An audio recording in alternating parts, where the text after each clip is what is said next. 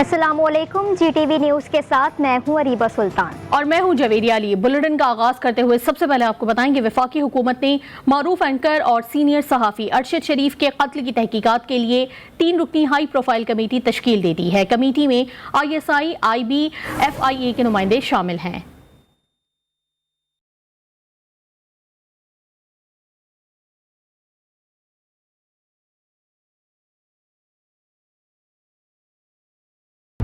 Senior सहाफ़ी अरशद शरीफ के कत्ल की तहकीकात के लिए इंक्वायरी टीम तश्कील दे दी गई। वजारत दाखिला की जानिब से नोटिफिकेशन जारी कर दिया गया। 3 रुकनी टीम में director FIA Athar Waheed, deputy director IB Umar Shahid Hamid और ISI के lieutenant colonel Saad Ahmed team का हिस्सा हैं। टीम तहकीकात के लिए कीनिया जाएगी और जाए वक़ुआ का जायजा लेगी। कीनिया की वजारत खारजा और पाकिस्तानी हाई कमीशन तहकीकाती टीम को तमाम सहूलियात फराहम करेंगे। टीम तहकीकात मुकम्मल करने के बाद जल्द रिपोर्ट दाखिला डिवीजन को जमा करवाएगी। तहकीकाती टीम वजीर आजम की जानिब से हिदायत की रोशनी में बनाई गई है।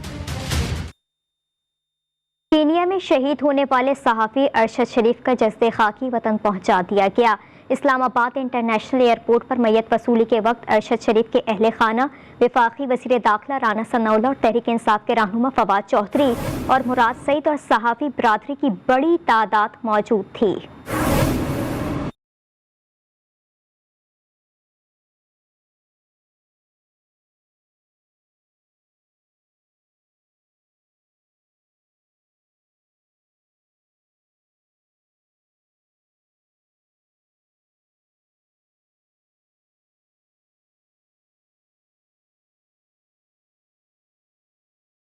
शहीद सहाफ़त अरशद शरीफ की मैयत वतन पहुंच गई। अरशद शरीफ की मैयत निजी एयरलाइन के जरिए कीनिया से बरास्ता दोहा और फिर इस्लामाबाद के इंटरनेशनल एयरपोर्ट पहुंचाई गई। मैयत वसूली के लिए इस्लामाबाद एयरपोर्ट के कार्गो टर्मिनल पर मकतूल अरशद शरीफ के अहले खाना, पाकिस्तान तहरीक इंसाफ के रहनुमा फवाद चौधरी, मुराद सईद और सहाफ़ी मौजूद थे। अरशद शरीफ की नमाज जनाजा जुमेरात को दोपहर 2 बजे फैसल मस्जिद में अदा की जाएगी, जबकि इस्लामाबाद H11 में उनकी तदफीन की जाएगी। मैयत को अस्पताल मुंतकिल किया जाएगा, जहाँ कानूनी कार्रवाई के बाद उसे मुर्दा खाने में रखा जाएगा। एयरपोर्ट पर मैयत पहुंचने पर रिक्कत-आमेज़ मनाजिर देखने में आए।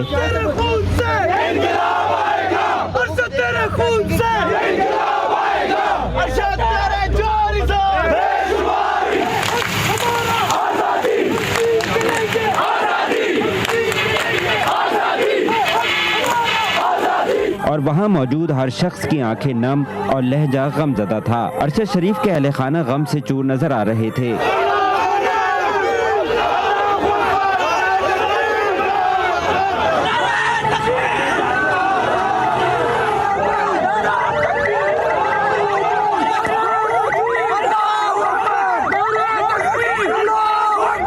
सीनियर सहाफ़ी और एंकर अरशद शरीफ का पाकिस्तान में भी पोस्टमार्टम करवाने का फैसला किया गया है। इस सिलसिले में डॉक्टर्स की 3 रुकनी टीम तश्कील दी जाएगी। और सीनियर सहाफ़ी अरशद शरीफ की मैयत को पोस्टमार्टम के लिए पिम्स अस्पताल मुंतकिल कर दिया गया।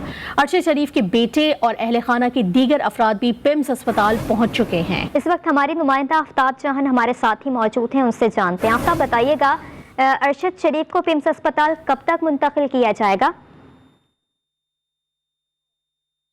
जी बिल्कुल, अरशद शरीफ का जस्ते खाकी जो आज रात 1 बजे इस्लामाबाद पहुंचाने के बाद जी अस्पताल कायद-ए-आज़म अस्पताल के सर्द खाने में रखा गया था। इनको इस वक्त उनकी मैयत जो है मुकम्मल सिक्योरिटी के साथ पिम्स अस्पताल की जानिब लेकर रवाना हुए हैं। पुलिस कोर्ट थाना रमना के पुलिस के अलावा उनके अहले खाना, उनके बेटे और दीगर जो लवाहिकीन है वो भी उनके साथ शामिल थे।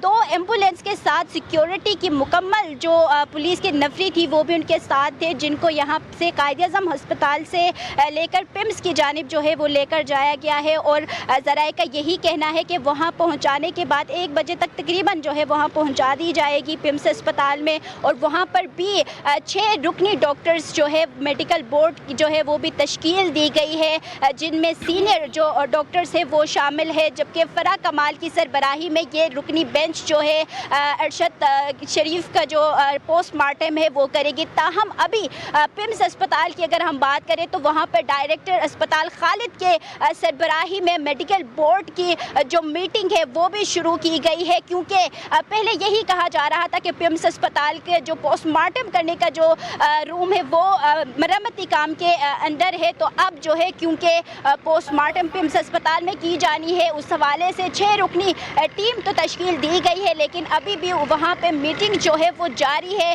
डायरेक्टर अस्पताल खालिद की सरबराही में। और जो 6 रुकनी बोर्ड तश्कील दी गई है उसकी सरबराही फराह कमाल करेंगे। और यहाँ से इस वक्त कायद-ए-आज़म अस्पताल से अरशद शरीफ की जो जस्ते खाकी है वो लेकर मुकम्मल सिक्योरिटी के साथ पिम्स अस्पताल जो है वो लेकर जा रहे हैं। और वहाँ पे जब उनका पोस्टमार्टम मुकम्मल किया जाएगा तो उनको दोबारा ज़राए का ये कहना है कि उनको दोबारा कायद-ए-आज़म अस्पताल के सर्द खाने में ही मुंतकिल किया जाएगा। जी बहुत शुक्रिया आफ्ताब जहां तमाम तर डिटेल से आगाह करने के लिए। पाक फौज के शोबे ताल्लुकात आमा के director general lieutenant general Babar Iftikhar का कहना है कि अरशद शरीफ वाक़े की मुकम्मल तहकीकात होनी चाहिए। इस बात की भी तहकीकात होनी चाहिए कि अरशद शरीफ को पाकिस्तान से बाहर क्यों जाना पड़ा। निजी टीवी से गुफ्तगू करते हुए DGISPR का कहना था कि देखना है कि इस वाक़े को बुनियाद बनाकर कौन फ़ायदा उठा रहा है। बगैर सबूत इल्ज़ाम तराशी करने वालों के खिलाफ पूरी कानूनी कार्रवाई की जाए।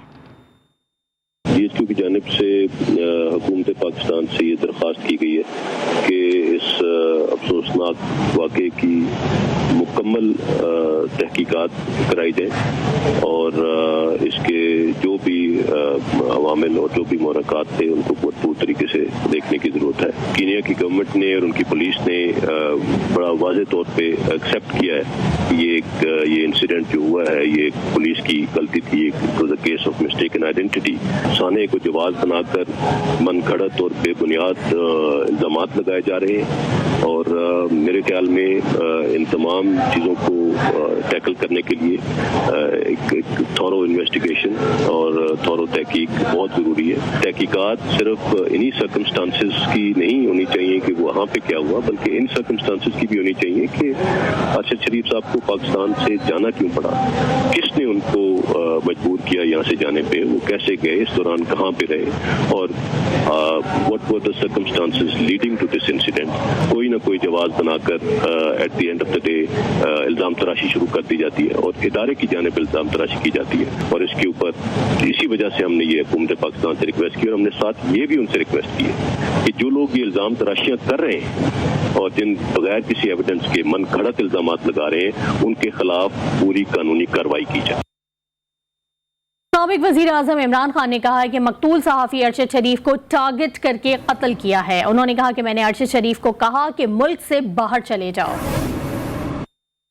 इसको पता था, इसको बार बार वार्निंग्स आ रही थी, मैंने इसको बताया, उसके बावजूद एक दफा ये पीछे नहीं हटा, राय हक से पीछे नहीं हटा, डरा नहीं।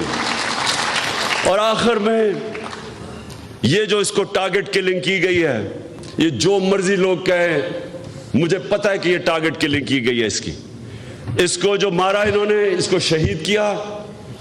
सारे सहाफियों, जितने भी पाकिस्तान के सहाफी हैं, ये आज आप सबके लिए है कि आज आप चाहे अरशद शरीफ के से मुत्तफिक हो या ना हो, या आप दूसरे कैंप में बैठे हो और इन चोरों की हिमायत कर रहे हो, या आपके ऊपर लिफाफे चले हुए हो, ज़मीर के बेचे हुए हो आपने, फिर भी मैं आप सबको कहता हूं कि ये है पाकिस्तान का वो सहाफी जो शायद ही मैंने इतना दिलेर, ईमानदार और मुहिब वतन सहाफी देखा हो जो बिल्कुल अपने मौक़िफ़ से पीछे नहीं हटा। प्रोग्राम मद्दे मुकाबले में बात करते हुए सीनियर सहाफ़ी एंकर पर्सन हामिद मीर का कहना था कि इमरान खान के पास भी शवाहिद होंगे, उनसे भी बात करनी चाहिए। बहुत से दोस्तों ने अरशद शरीफ को मुल्क छोड़कर जाने का कहा था, लेकिन वो जाना नहीं चाहते थे। अरशद शरीफ दुबई गए तो उन्हें वहाँ की अथॉरिटीज़ ने दुबई छोड़ने का कहा था। अरशद शरीफ साहब के कत्ल का जो इंक्वायरी कमीशन बना है तो वो एक हाई कोर्ट का जज जो है वो उसकी सरबराही करेगा। जो जुडिशल कमीशन मेरे पे कादराना हमले पे बना था वो बहुत ही हाई पावर था। अगर इमरान खान साहब जो है उन्होंने आज पब्लिकली ये कह दिया है कि मुझे पता चला कि उसको मार देंगे, तो जाहिर बात है कि किसी ना किसी ने तो उनको बताया होगा ना, हवा में तो स्टेटमेंट नहीं दे दी। अरशद शरीफ साहब जो है वो बिल्कुल भी तैयार नहीं थे पाकिस्तान छोड़ने पे। दुबई की अथॉरिटीज जो है उन्होंने अरशद शरीफ को कांटेक्ट किया और उनसे कहा जी कि हम पे दबाव है, या तो आप पाकिस्तान वापस चले जाएं या फिर आप यूएई को छोड़ दें। और मरियम नवाज को बिना सोचे समझे ट्वीट करना महंगा पड़ गया। लीगी नायब सदर ने ऐसे ट्वीट को रीट्वीट कर दिया जिसमें मकतूल सहाफी अरशद शरीफ को हदफ तनकीद बनाया गया था। मरियम के इस इक़दाम को सोशल और मेन स्ट्रीम मीडिया पर आड़े हाथों लिया गया। तनकीद बढ़ने पर मरियम नवाज ने गलती मान ली, न सिर्फ ट्वीट डिलीट किया बल्कि मुतासरा खानदान से माफी भी मांगी।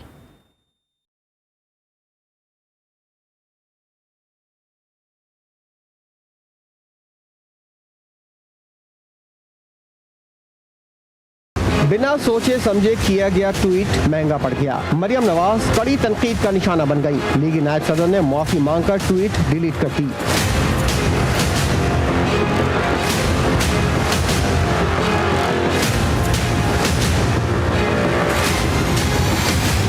मरियम नवाज ने वैड नामी ट्विटर हैंडल के ट्वीट को रीट्वीट किया। ट्वीट में मकतूल सहाफी अरशद शरीफ को हदफ तनकीद बनाया गया। ट्वीट में अरशद शरीफ का ताबूत भी दिखाया गया है। लेकिन नायब सदर ने रीट्वीट में लिखा, अच्छा नहीं लग रहा लेकिन ये इंसानों के लिए एक सबक है। इक़दाम को सोशल मीडिया समेत मेन स्ट्रीम मीडिया पर तनकीद का निशाना बनाया गया। अरशद शरीफ की बेवा जवेरिया सिद्दीक ने जवाब में अपने और अरशद शरीफ के पुराने ट्वीट शेयर कर दिए। लंदन में जब सहाफी ने मामले पर सवाल पूछा तो मरियम नवाज ने चुप साध ली। दे दिया उसको।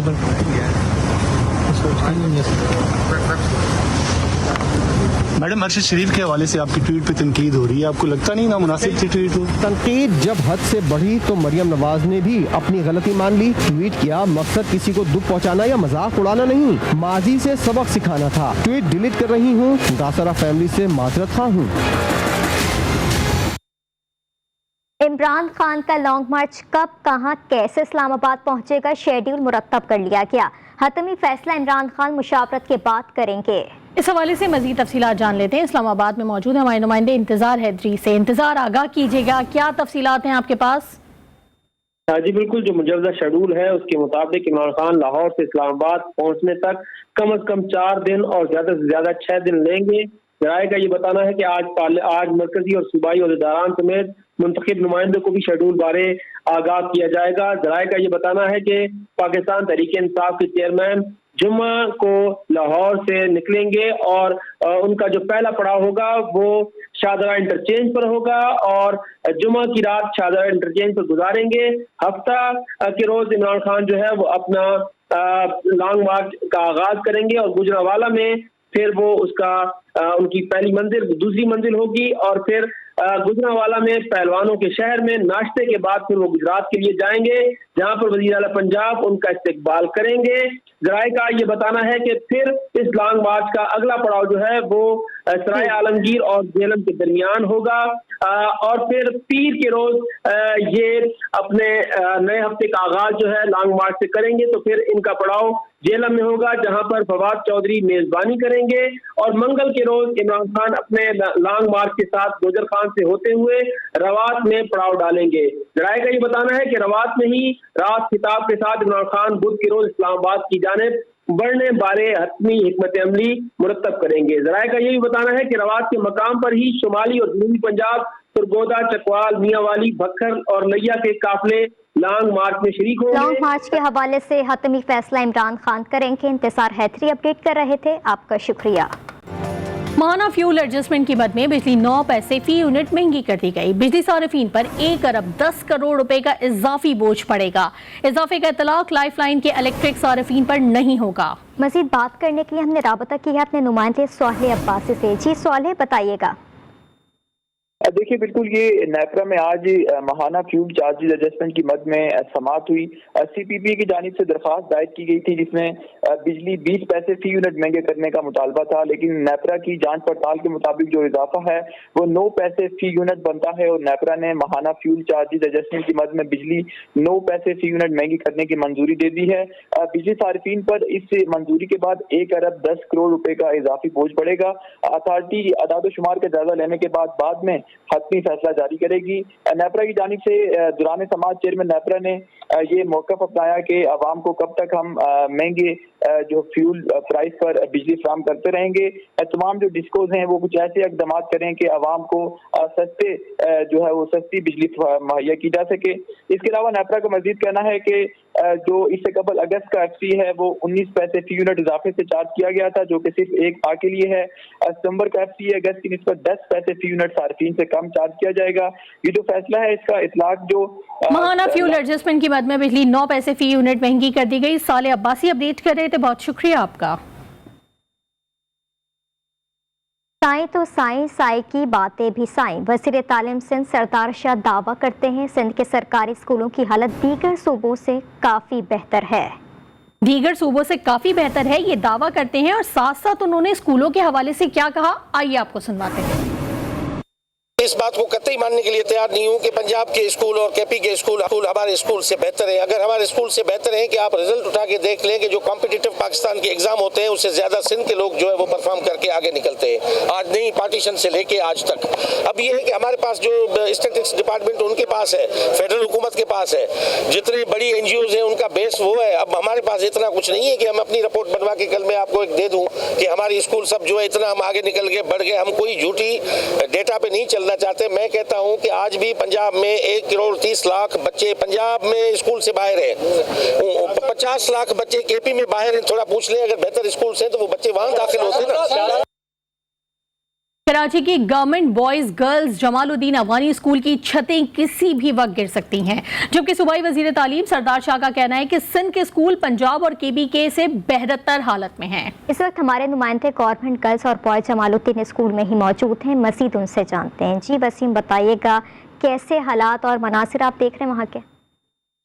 जी बिल्कुल, देखें वज़ीर तालीम सरदार शाह ने कल गुज़िश्ता रोज़ ये बयान दिया था कि कराची और सिंध के जो स्कूल हैं वो KPK और पंजाब से निस्बतन बहुत बेहतर हालत में हैं। मैं इस वक्त मौजूद हूँ government girls and boys element school में नाज़माबाद में। दिखाऊँ कि ये मेरे कैमरामैन जाफ़र खान आपको दिखाएंगे कि ये एक स्कूल की क्लास है जो गुज़िश्ता 3 माह से जो है वो उस क्लास को बंद कर दिया गया है। ये कचरे का ढेर और ये छत का प्लास्टर आप देख सकते हैं कि मुकम्मल तौर पर जो है ये गिर चुका है। यहाँ पर ये स्कूल के बच्चे जो है वो क्लास रह रहे हैं, छोटे बच्चे, और छत का प्लास्टर जो है वो रोज़ाना की बुनियाद पर नीचे गिरता है। इंतहाई ख़तरनाक और मखदूश हालत में ये छतें मौजूद हैं, मगर यहाँ पर कोई पुरसाने हाल नहीं है। यहाँ अपने वज़ीर साहब को ये दिखाना चाहता हूँ कि ये कचरे का ढेर आप देख सकते हैं जो यहाँ पर मौजूद है, और उसके साथ ही ये क्लास देख सकते हैं। क्लास की हालत आप देखें, छोटे छोटे बच्चे यहाँ पर ज़ेरे तालीम है, यहाँ पर बच्चों को पढ़ाया जा रहा है, मगर उसकी छत की हालत आप देख लें कि किस तरह जो है वो छत में से प्लास्टर उतर कर जो है वो बार बार नीचे गिर रहा है। यहाँ की एडमिनिस्ट्रेटिव जो है उनका ये कहना है कि वो कई बार जो है इसकी एप्लीकेशन दे चुकी हैं और इस पर अभी तक कोई अमल दरामद नहीं हुआ है। जी, पंजाब के मुख्तलिफ देहात ऐसे हैं जहां बच्चे खुले आसमान तले तालीम हासिल करने पर मजबूर हैं, बुनियादी सहूलियात से महरूम हैं, लेकिन लाहौर के सरकारी स्कूलों में बच्चों को हर तरह की सहूलियात फराहम की जा रही हैं। इसी हवाले से मजीद तफसीलात जानते हैं नुमाइंदा GTV समना कमाल से, जो इस वक्त लाहौर के स्कूल का अहवाल बता रही हैं। जी बिल्कुल, अगर मैं तालीमी इदारों के हवाले से बात करूं और उसकी सूरत हाल और सहूलियात के हवाले से बात करूं तो पंजाब के मुख्तलिफ देहात ऐसे हैं जहां पर जो तालीमी इदारे हैं वहां पर सहूलियात मुकम्मल नहीं है। इस वक्त मैं लाहौर के गवर्नमेंट स्कूल में मौजूद हूँ जहाँ के लोग बात अक्सर करते हैं कि सरकारी इदारों में सहूलियात मुकम्मल नहीं होती, लेकिन मैं आपको दिखा रही हूँ कि इस वक्त मैं लाहौर के ही गवर्नमेंट स्कूल में मौजूद हूँ। अगर यहाँ पर आप लोग देख सकें तो यहाँ पर मुकम्मल बच्चों को सहूलियात दी जा रही है। पंजाब के मुख्तलिफ जो देहात हैं वो ऐसे वहाँ पर उनको सहूलियात नहीं दी जा रही, लेकिन लाहौर ऐसा शहर है कि जहाँ सरकारी तालीमी इदारा हो या प्राइवेट हो सहूलियात मुकम्मल दी जा रही है, निज़ाम बेहतर है। जी अस्सलाम वालेकुम। जी बिल्कुल, यहाँ पे अल्हम्दुलिल्लाह हर किस्म की सहूलियात है। अब तो हमें मल्टीमीडिया भी दे दिया गया है कि आप इसको भी यूज़ करें और हर तरह की फैसिलिटी दी गई है। कोई किसी किस्म की हमें किसी किस्म की सिक्योरिटी नहीं है, स्कैसिटी नहीं है, कमी नहीं है। लैब की भी सहूलत है, लैब बड़ी अपडेटेड है, इलेक्ट्रिकल लैब भी है, दूसरी कंप्यूटर लैब भी है। यानी हमारे जो टेक्निकल सब्जेक्ट्स हैं उनके लिए बच्चे लैब भी यूज़ करते हैं। हमारे साथ कुछ तालिब इल्म भी हैं, हम उनसे भी बात कर लेते हैं कि वो क्या कहते हैं। अच्छा बताओ मुझे कि यहाँ पर आप आते हो, सरकारी स्कूल है, क्या सहूलियात आपको मुकम्मल दी जा रही हैं और क्या आप मुतमईन हो? Yes, I'm satisfied with my school, of course, because it is a nice school, and I can't say I've been studying from private, and I prefer government better because government schools are better for private in studies. जी बिल्कुल, हमारे साथ student भी मौजूद थे, हमने उनसे भी इस हवाले से बात की। वो भी मुतमईन है यहाँ की सहूलियात से और उनका यही कहना है कि हम सरकारी स्कूल में पढ़ते हैं, लेकिन यहाँ पर हमें किसी किस्म के मसाइल का सामना नहीं करना पड़ा क्योंकि यहाँ पर हर तरह की सहूलियात इनको दिख जा रही है। जी, पंजाब में मयार और निसाब तालीम सिंध के मुकाबले में कई दर्जे बेहतर है। पंजाब के तलबा को उन मसाइल का सामना नहीं जो सिंध के तलबा बर्दाश्त करते हैं। खानेवाल में सरकारी स्कूल की इमारत देखकर ही तालीमी माहौल का असर होने लगता है। इस हवाले से मजीद बता रहे हैं सईद भट्टी। जी बिल्कुल, देखें पंजाब भर की तरह ज़िला खानेवाल के अंदर भी सरकारी स्कूलों का म्यार तालीम जो है उसको बेहतर बनाने के लिए पंजाब हुकूमत और इसके साथ साथ ज़िलाई इंतज़ामिया जो है वो दिन रात कोशा है। जबकि गुज़श्ता रोज़ जो है वो सिंध के वज़ीर की जानिब से एक बयान दिया गया था कि पंजाब के जो सरकारी स्कूल हैं उनसे सिंध के सरकारी स्कूलों का म्यार तालीम जो है बेहतर है, जो कि ज़मीनी हक़ाइक़ के बिल्कुल बरअक्स है। पंजाब भर के अंदर जो सरकारी स्कूल हैं उनके अंदर जो है सरकारी स्कूलों में बच्चों को बैठने के लिए बेहतरीन पुरसकून माहौल फराहम किया जाता है, जहाँ पर क्वालिफाइड जो टीचर हैं वो तैनात किए गए हैं। इसके साथ साथ क्लास रूम के अंदर जो है बेहतरीन फर्नीचर फराहम किया गया है जिस पर बच्चे बैठकर जो है वो ज़ेवर तालीम से आरास्ता हो रहे हैं। और दिन रात जो है वो कोशिश की जा रही है कि स्कूलों का जो निज़ाम है इसको मज़ीद बेहतर से बेहतर बनाया जा सके। जबकि सरकारी जो स्कूल हैं उनकी इमारतें जो है उनको रंगो रोगन किया जा रहा है, उनकी खूबसूरती को मज़ीद बेहतर बनाया जा रहा है और तलबा को एक बेहतरीन माहौल फराहम किया जा रहा है कि तलबा बेहतरीन माहौल के अंदर बैठ कर पुरसकून तरीके से अपना जो तालीम का ज़ेवर है उससे आरास्ता हो सके। जबकि सरकारी स्कूलों के अंदर जो टीचर हैं उनको क्वालिफाइड टीचर तैनात किए गए हैं। इसके साथ साथ जो है वो बेहतरीन फर्नीचर के साथ साथ माहौल को बेहतरीन और खूबसूरत बनाया गया ताकि पंजाब भर के अंदर जो सरकारी स्कूल हैं उनके निज़ाम को मज़ीद बेहतर से बेहतर बनाया जा सके और बच्चों को ज़ेवर तालीम से रास्ता किया जा सके। जी, और अब रुख करेंगे खैबर पख्तूनख्वा का, जहां पर पीटीआई की हुकूमत ने सरकारी स्कूल की बेहतरी के लिए कई इक़दाम उठाए हैं। सूबे के बेशतर स्कूलों में सोलर सिस्टम, वॉशरूम्स, पीने का पानी, बाउंड्री वॉल और फर्नीचर की सहूलियात फराहम की गई हैं। हमारे नुमाइंदे अब्दुल रहमान एक सरकारी स्कूल के प्रिंसिपल के साथ इस वक्त मौजूद हैं। मजीद तफसीलात उन्हीं से जान लेते हैं। जी अब्दुल रहमान। जी बिल्कुल, 2013 में जब खैबर पख्तूनख्वा में पाकिस्तान तहरीक इंसाफ की हुकूमत आई तो सेहत के बाद सबसे ज़्यादा जो तवज्जो था वो तालीम पर था और सरकारी स्कूलों की बेहतरी के लिए कई इक़दाम की गई, बड़े बड़े दावे की गए और हम देख रहे हैं कि सरकारी जो स्कूल है उसमें काफ़ी हद तक बेहतरी भी आई है। तकरीबन जो बेशतर स्कूल है उनमें सोलर सिस्टम है, इसके अलावा साफ़ पानी का इंतज़ाम किया गया है, वाशरूम्स है, इसके अलावा बाउंड्री वाल्स कायम की गई है और दीगर जो सहूलियात है वो फराहम की गई है। पेशावर के एक सरकारी स्कूल में हम मौजूद हैं और यहाँ पर स्कूल प्रिंसिपल हमारे साथ मौजूद है, उनके साथ बात करते हैं। जी क्या कहेंगे, स्कूल में क्या क्या सहूलियात मौजूद है और किन सहूलियात की कमी है? इसमें अल्हम्दुलिल्लाह सारी सहूलियात मौजूद हैं। ज़बरदस्त जो है खूबसूरत यहाँ पे वाशरूम भी हैं जिसमें सारी सहूलियात, पानी और इसी तरह और सहूलियात मौजूद हैं। स्कूल में साफ़ सुथरा पानी पीने के लिए मौजूद है और ठंडे पानी का भी ज़बरदस्त इंतज़ाम है। इसी तरह सोलर सिस्टम भी है, गर्मी में गर्मी का एहसास ही नहीं रहता। स्टूडेंट्स अल्हम्दुलिल्लाह अच्छे तरीके से वेल क्वालिफाइड जो है टीचर मौजूद हैं उनको पढ़ाने के लिए। कुल जिस तरह आपने बात ही सुनी तो खैबर पख्तूनख्वा में पीटीआई की हुकूमत में हज़ारों की तादाद में असातिज़ा भी भर्ती कराई गई है, लेकिन साथ साथ मैं ये भी बताता चलूँ कि खैबर पख्तूनख्वा में आउट ऑफ स्कूल बच्चों की तादाद भी काफ़ी ज़्यादा है और अब भी 20 लाख से ज़्यादा जो बच्चे हैं वो आउट ऑफ स्कूल है। जी, कोयटा में स्कूल के तलबा तालबात को कैलीग्राफी सिखाने के लिए बलूचिस्तान कैलीग्राफी एसोसिएशन की जानिब से एक रोज़ा तरबियती वर्कशॉप का इनेकाद किया गया। वर्कशॉप में तलबा को खुशनवीसी के तरीके भी बताए गए। रिपोर्ट कर रहे हैं कोयटा से मोहम्मद फैजान खान।